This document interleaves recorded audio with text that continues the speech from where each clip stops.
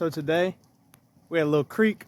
I'm gonna show you guys how I go about exploring some new spots, kind of figuring out where the fish are, seeing if what I want is in this body of water, and just, you know, how to kind of trek some blue lines and find your own spots in your hometown, because that's what it's about. You don't want to be that guy that's like, oh bro, you know the spot. Nah, you want to be out there finding your own spot. So I'm gonna show you what we do. So while I crouch through the woods and get tangled and everything, I'm gonna give y'all rule number one. Rule number one is get off the path. Get off the path. That's where everybody's going, right? If you want to catch fish, you gotta go some spots that your ordinary Joe, oh fuck, your ordinary Joe isn't gonna go. And it's important that you know which way to go. So I started walking upstream from the bridge. Why? Because your average fisherman is floating this creek, floating this river. They're floating downstream. They're fishing that way. That's where all the pressure's at. So rule number two. Oh, shit. Snatched my whole fucking cap. All right, we've recovered. So rule number two, know what you're looking for, right?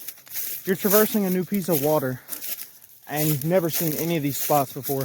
They're all gonna look pretty, bro. All of them. And what we'll do is we get ourselves distracted. Fishing shit we shouldn't be fishing. So today I'm looking for a few things. I'm looking for deeper than average water. I'm looking for rocks because they hold heat. And yeah, that's about it, bro.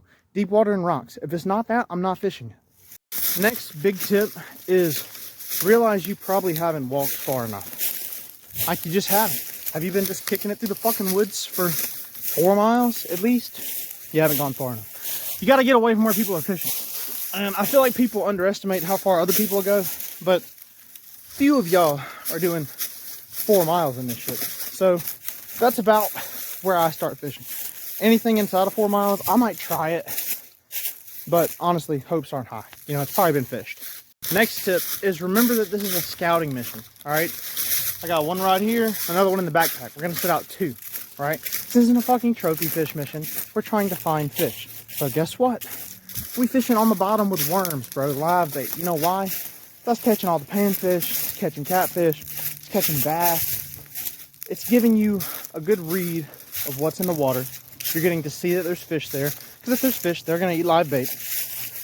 And it just kind of lets you feel it out. And it makes the trip feel like a success. You know, you're discovering something. You're gonna catch a fish if they're there. So 2 rods at least, you're scouting. Live bait, you're scouting. Very simple setup, nothing fancy. You know, just 2 poles going out of the creek, both sitting on the bottom of worms. I'm gonna be honest, guys, it's that easy. That's it. That's a beautiful, beautiful creek bass on the worm. Other pole's still running, and we'll get this set back out. That's all it takes. For a small creek like that, that's an absolute fatty. And he ate just a red worm. All right, final rule. If you catch the biggest bass you've ever caught on the creek in the middle of the winter, don't jump in after him, bro. God, fucking damn, I dropped shit. All the fucking... It is what it is.